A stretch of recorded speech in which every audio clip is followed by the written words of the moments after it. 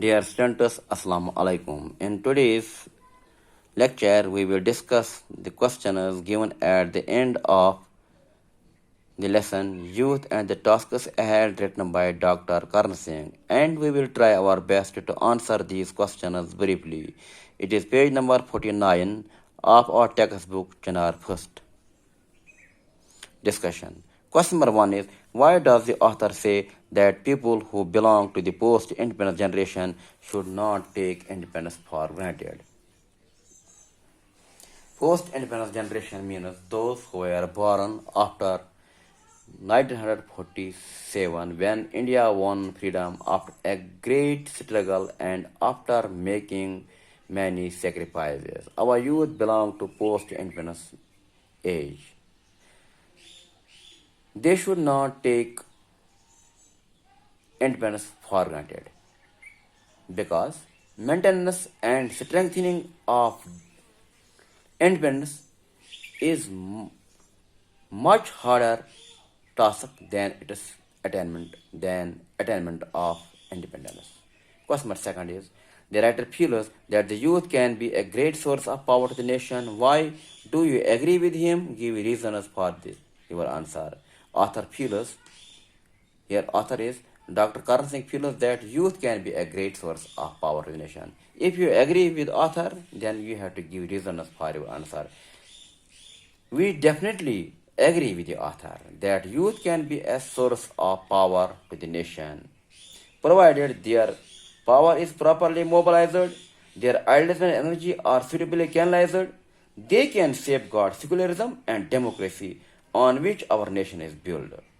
They can provide leadership in all spheres of life if they are trained to shoulder their responsibilities in the task of national reconstruction. Question number 3 is, a mere desire to be of service is not enough. It must be accompanied by the ability to do so effectively. What are the abilities the writer feels the youth should be equipped with to be able to serve the nation? In the opinion of author, the youth should be equipped, they should be trained, they should be equipped with physical, mental, moral, and spiritual abilities. If they are trained in these four dimensions, they can definitely help the nation to grow and prosper. They would be definitely able to serve our motherland. Question number 4 is, having muscles of iron and nerves of steel means take the right option. Here we are given 3 options and we have to take the correct option.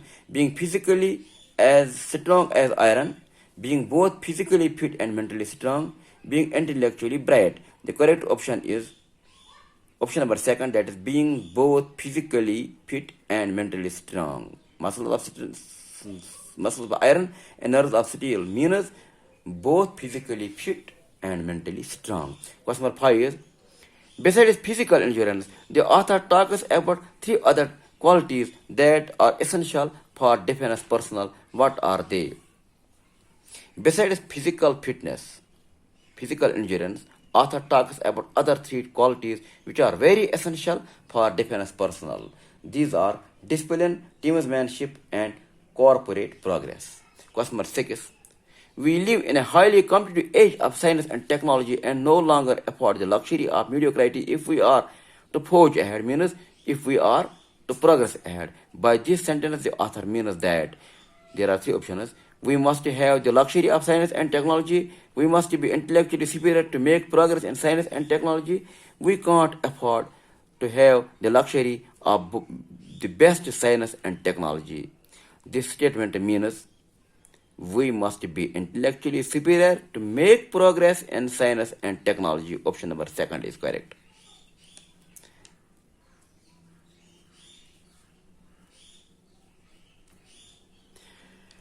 Question number 7. According to the author, those undergoing higher education constitute the privileged elite. Why does he think so? What does he expect them to do for the nation? author thinks that those undergoing higher education constitute the privileged elite. Our India is a poor country. There is a large number of people who fail to get primary education because of poverty. So, those who are getting higher education are the privileged elite class. The author wants these privileged youth to attain academic excellence in their fields of study. Once they are intellectually superior, they can pay their debt to the nation by serving her people to the best of their abilities. Now there is question number 8. The writer wants that the educated youth must keep themselves away from some futile pursuits. What are the futile pursuits? He is hinting at the author wants that the educated youth should keep themselves away. They should not indulge in some futile pursuits. According to the author, these futile pursuits are indulging in party politics and disruptive activities, because these activities lead to the wastage of their precious time and energy. Question number 9. What, according to the writer, is crucial to the success of democracy? According to the author, economic development is crucial to the success of democracy. Question number 10. All is contained in that one single advice. Which advice of Sri Aurobindo is the author referring to? Yes. Sri Aurobindo advised the youth of India to devote themselves fully to one work, one aim. He wanted all their efforts to be directed to the service of nation. His advice to them was that they should suffer so that their motherland may rejoice, may become happy. Question number 11. Why does the writer say that it is important to accept that all human beings are inherently divine? It is question number 11. Question 11. Such an acceptance that all human beings are inherently divine can raise the dignity of the individual and cuts across all narrow barriers and distinctions. It enables us to live in peace and harmony and helps us fight courageously for our freedom. In a nutshell, it strengthens the cause of secularism and democracy in the country. Now there is question number 12.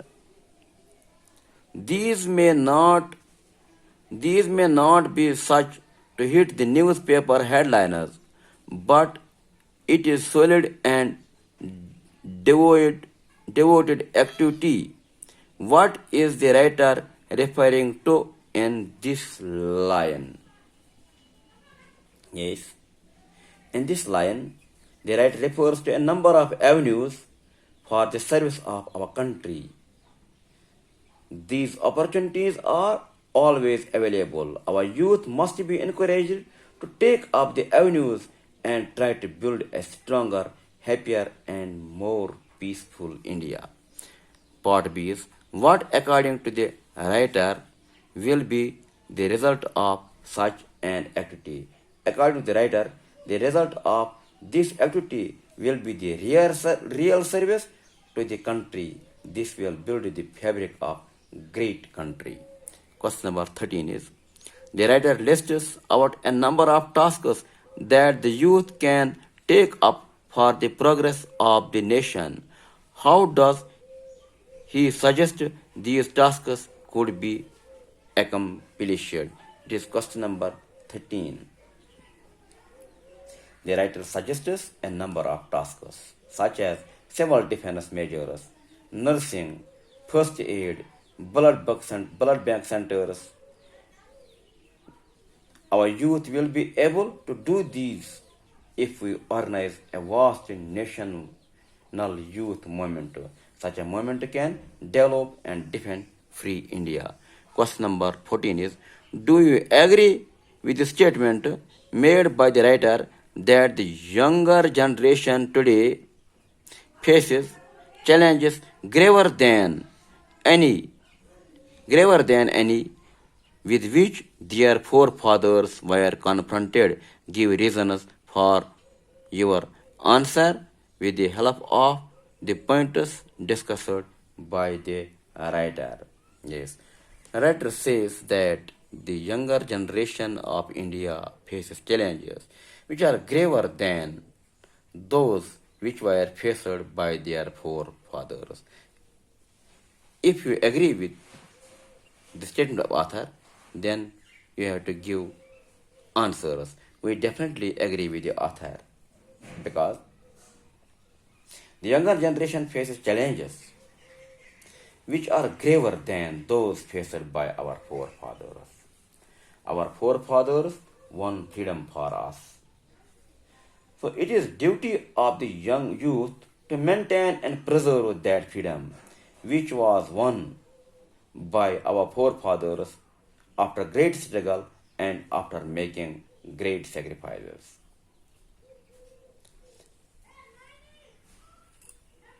Thanks.